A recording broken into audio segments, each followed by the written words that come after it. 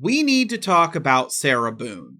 Now, before I get into that, yes, I have been very busy with Lorie Vallow. If you're not following along, she had to be physically brought into the courtroom from the jail. She had to be physically removed from the courtroom. She has decided to call the victim gay. It is a wild time in those videos, but this is about Sarah Boone. And I will say I have not been doing the most thorough coverage. Do you know who has? Tanika's 2 cents. She has put in a ton of work, has a ton of video breakdowns, and in fact, I want to talk about something from one of her videos right now, and I'm going to have her video in the pinned comments. Make sure you check it out. The specific thing I want to talk about is when Sarah Boone appears to be, and I say appears to be because she hand wrote this, and it's kind of confusing what she's trying to say, but to me, and using past context, it appears she is trying to make Brian liable to give her $18,000 additional dollars, unrelated to child support, unrelated to alimony. How is she going to do $18,000? Well, her Kia, she says, is valued at $8,000, and she had stuff in a storage unit for $10,000. Sarah had previously complained that he didn't do upkeep or pay for parking. I don't know exactly how she worded it. It's been so long, but she blamed Brian for those going away. She blamed him because the things she had outside of prison are gone, when it wasn't his responsibility to take care of them. Remember, they're divorced and all of that. But she's mentioning it here. And she put a little check next to Brian at certain parts, but also next to her at other parts. So I don't know what she's trying to say. Exactly. In my opinion, I think she's going to say, this is what Brian took from me. This is what I'm rightfully owed in value, and he lost it or didn't keep up with it or whatever. But she also has other things that she talks about, her expenses. How expensive is it for Sarah to be in prison? She says she needs, in prison, where they provide her meals, $250 a month for food.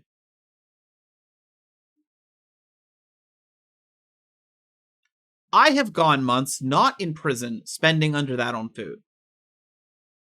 Loves the honey buns. She also needs, while in prison, $100, well, actually technically $300 total in childcare expenses. Well, what's that for? $100 for holiday gifts a month. Who are the gifts for, Sarah? You or the child? Well, Tanika's 2 cents says, according to Lana, it was for both. It was for the child to give her gifts and for Sarah to give him gifts. I think Sarah would be getting most of that money. And also, she needs $200 to be in communication with the child. I actually can't question that. I don't know how much it costs to have the video calls or anything like that.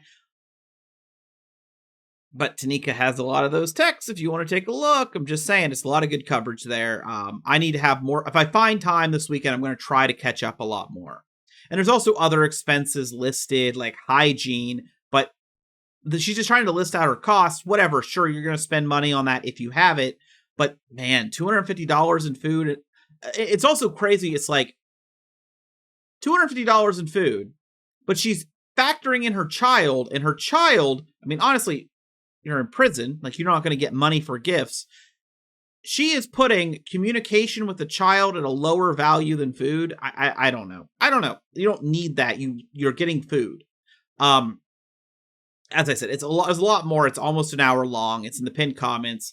I highly recommend you check it out. There's a lot more there. So with that being said, with Sarah Boone, if you haven't followed along, I do want to tell you a little bit more about Lorie Vallow case and how my coverage is going. And I want to talk a little bit about the Mike Lindell case too, just a little case update because I'm covering that too.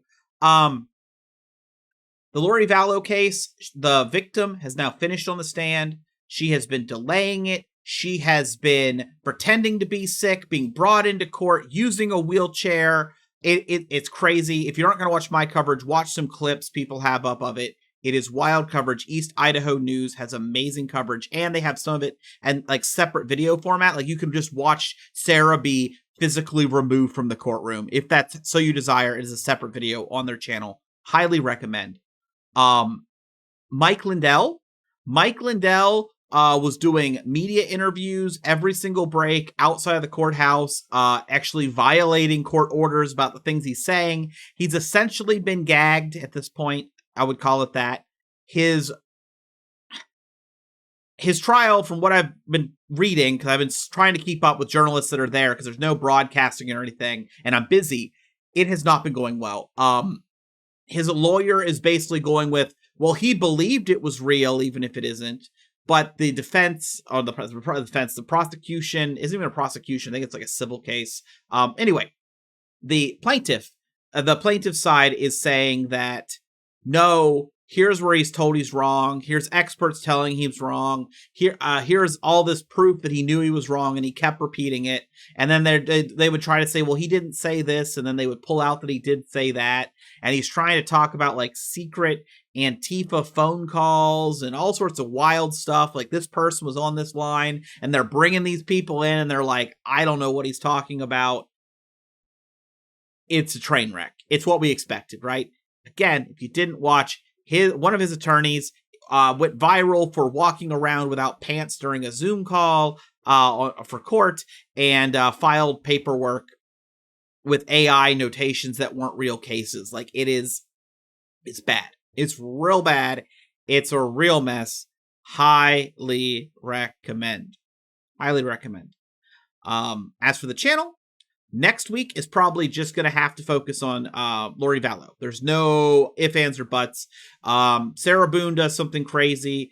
Sure, I'll try to cover it, obviously. Mike Lindell, if he has like a mental breakdown in court, sure, try to cover it. But I am going to have to put a lot of time into her. And then when we get to Friday, I'm probably going to take Friday off, whether the Sarah Boone trial, the Lorie Vallow trial has finished or not, because I have a game launch. I play with friends. I'm probably going to do that.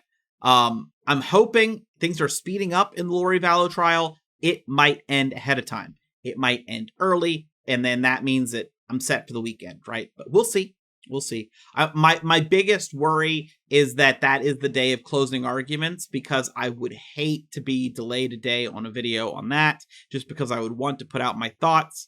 But if it has to be, it has to be. It's almost like she's trying to purposely ruin my week along with everyone else's. We also found out, Lorie Vallow case, that a woman that keeps being brought up is still under an active investigation. So that might even branch into another trial. So if you are thinking, I'm so backed up with Lorie, I have coverage in Arizona for the first trial. This is my coverage for the second. I don't have coverage for the Idaho trial, but that's out there. If you're thinking, hey, I'm too late to the party, there's a chance there's going to be a whole other person in the same kind of situation with the same crimes being indicted. And if that happens, if you watch my videos, it'll help you be caught up to speed. So hopefully this video is entertaining. Hopefully it lets you know where we're at. I know a lot of people don't even click on the Lorie Vallow videos, which is fine. I just wanted to let you know what's going on if that's the case. We're still going at it. We got a lot of stuff going on, and that's why I've been so focused on that. It's an active trial.